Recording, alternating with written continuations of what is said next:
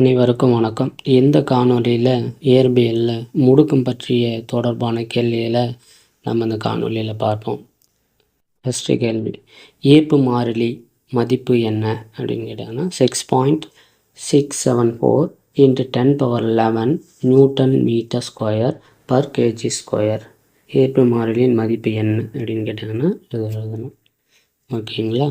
அடுத்த கேள்வி, உயிர்ப்பு முடுக்கம் என்றால் என்ன அப்படின்னு கேட்பாங்க. அதாவது ஒரு பொருள் ஒன்று மேல் நோக்கி வீசப்படுகிறது. ஒரு குறிப்பிட்ட உயரம் சென்ற பிறகு அதன் மதிப்பு சுழியாகி பிறகு கீழ் நோக்கி விழும். அந்த பொருள் விழும்போது அதுக்கு ஒரு முடுக்கம் பெறும். அந்த முடுக்கம் தான் என்ன சொல்கிறாங்க அப்படின்னா உயிர்ப்பு முடுக்கம்னு சொல்கிறாங்க. ஆனால் உயிர்ப்பு முடுக்கம் என்றால் என்ன? பொருள் ஒன்று மேல் நோக்கி வீசினால் புவியீர்ப்பு விசையின் தாக்கத்தால் அதன் திசை வேகம் படிப்படியாக குறையும். ஒரு குறிப்பிட்ட உயரத்தில் அம்மதிப்பு முழுமையாக சுழியாகிறது. ஈர்ப்பு விசையினால் கீழே விழும்போது அதன் திசை வேகம் தொடர்ந்து மாற்றமடைகிறது. இது அப்பொருளுக்கு முடுக்கத்தினை ஏற்படுத்துகிறது. இம்முடுக்கம் புவியீர்ப்பு விசையினால் ஏற்படுவதால் இது புவியீர்ப்பு முடுக்கம் என்று அழைக்கப்படுகிறது. ஒரு பொருள் மேல் நோக்கி வீசுகிறாங்க.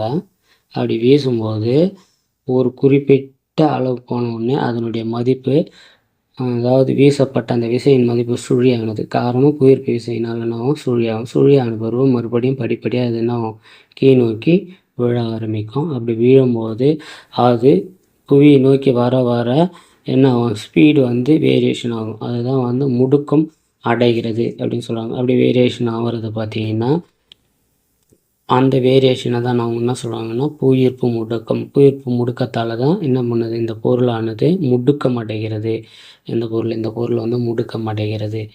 அதனால தான் அதுக்கு பேர் என்ன சொல்கிறாங்க அப்படின்னா புவியீர்ப்பு முடுக்கம் என்று அழைக்கப்படுகிறது அப்படின்னு சொல்கிறாங்க. இதனுடைய மதிப்பு எவ்வளோன்னு கேட்டிங்கன்னா கடல் மட்டத்தில் எவ்வளோன்னு சொல்கிறாங்கன்னா 9.8 மீட்டர்/வினாடி ஸ்கொயர் அப்படின்னு சொல்கிறாங்க. இந்த 9.8 மீட்டர்/வினாடி ஸ்கொயர்ன்றது எல்லா இடத்துலையும் ஒரே மாதிரியே என்ன இருக்காது.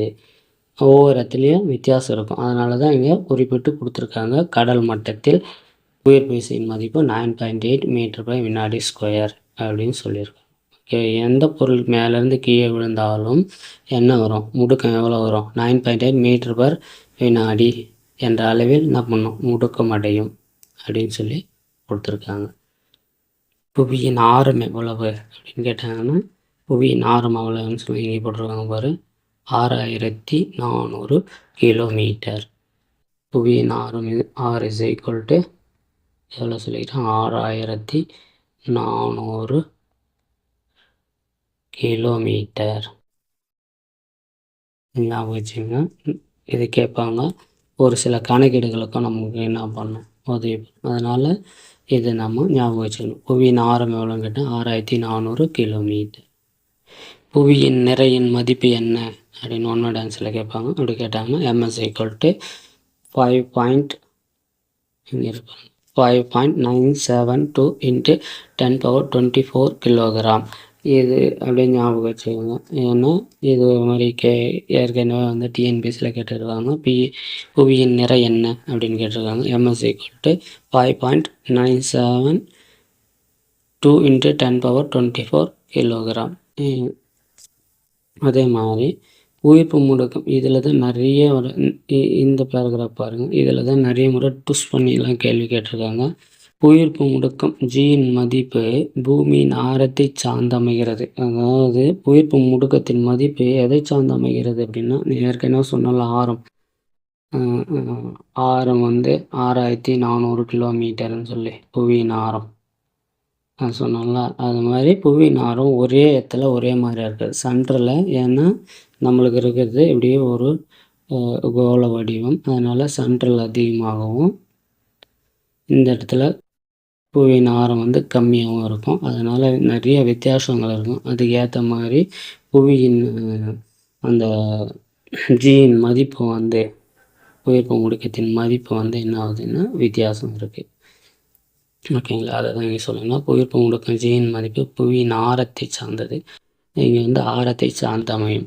அதுதான் வந்து G ப்ரொபோர்ஷனல் 1/r² அப்படின்னு சொல்லுவாங்க. 1/r². அதாவது புவியின் ஆரம் நிலநடுக்கோட்டில் பகுதியில் அதிகமாக உள்ளதா, நிலநடுக்கோட்டில் புவியின் ஆரம் வந்து அதிகமாக இருப்பதனால் புவியீர்ப்பு முடுக்கத்தின் மதிப்பு இந்த இடத்துல என்னவா இருக்கும், கம்மியாக இருக்கும்.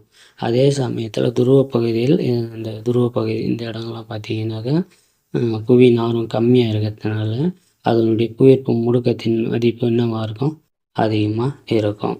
இதை நிறைய முறை ட்விஸ்ட் பண்ணி கேட்டிருக்காங்க. அதனால் இது நல்லா தெளிவாக யோசனை பண்ணிக்க. அதாவது புவியின் ஆரம் எந்த இடத்துல கம்மியாக இருக்கோ அந்த இடத்துல புவியீர்ப்பு முடுக்கம் அதிகமாகவும், புவியின் ஆரம் எங்கே அதிகமாக இருக்குதோ அங்கே வந்து புவியீர்ப்பு முடுக்கம் கம்மியாகவும் இருக்கும். நம்ம எல்லாருக்கும் தெரியும், இது தரைப்பகுதி அப்படின்னாக்க இதுலேருந்து படிப்படியாக எவ்வளோ உயரம் போகிறோமோ அவ்வளோ உயரத்துக்கு என்ன வரும், புவியீர்ப்பு முடுக்கம் G ஆனது குறையும். அதே சமயம் பூமியை நோக்கி வர வர புவியீர்ப்பு முடுக்கத்தினோட மதிப்பு Gயோட மதிப்பு வந்து அதிகரிக்கும். இது எல்லாருக்கும் தெரியும். இதுதான் சொல்லியிருப்பாங்க. ஆனால் இதில் ஒன்று புதுசாக சொல்லியிருக்காங்க பாருங்கள். இப்போ இதுதான் பூமி அப்படின்னு சொன்னாங்க. பூமியோட இந்த பகுதியிலிருந்து தான் என்ன ஸ்டார்ட் ஆகுது, புவியீர்ப்பு முடுக்கம் ஸ்டார்ட் ஆகுது. இப்படி மேலே போக போக எப்படி புவியீர்ப்பு முடுக்கம் குறையுமோ அதே போல் பூமியின் அடி ஆழத்திற்கு செல்ல செல்ல என்ன ஆகும், புவியீர்ப்பு முடுக்கம் வந்து குறையும். மேலே எப்படி போக போக குறையுதோ அதே மாதிரி புவியீர்ப்பு முடுக்கம் இதுலேயும் என்னவும் குறைஞ்சிக்கிட்டே வரும். இந்த சென்டர் பாயிண்ட் வரும்போது பூமியோட சென்டர் பாயிண்ட்டில் என்னவாக இருக்கும், 0வாக இருக்கும் புவியீர்ப்பு முடுக்கம். இதுதான் வந்து சொல்லியிருக்காங்க. இது வந்து நல்லா ஞாபகம் வச்சுங்க. இதை பேஸ் பண்ணி சில கேள்விகள்லாம் கேட்பாங்க. நிறை என்றால் என்ன? நிறை என்பது பொருளின் அடிப்படை பண்பாகும். ஒரு பொருளுக்கு அடிப்படை பண்பு எதுன்னு கேட்டிங்கன்னா நிறை. பொருளின் நிறை என்பது அதில் அடங்கியுள்ள பருப்பொருட்களின் அளவாகும். இதன் அலகு கிலோகிராம் என்ற அலகு. அதாவது ஒரு பொருள் இருக்குது அப்படின்னாக்கா அந்த பொருளில் உள்ள பருப்பொருட்கள் எவ்வளோ இருக்கோ அதை தான் என்ன சொல்கிறாங்கன்னா நிறை அப்படின்னு சொல்கிறாங்க. நிறை.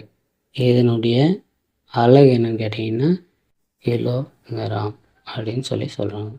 ஆனால் பொருளின் எடை என்பது அப்படின்னா இந்த பொருள் மேலே செயல்படும் ஈர்ப்பு விசை மதிப்பு, இந்த பொருள் மேலே செயல்படும் ஈர்ப்பு விசை மதிப்பு தான் என்ன சொல்கிறாங்கன்னா எடை அப்படின்னு சொல்கிறாங்க.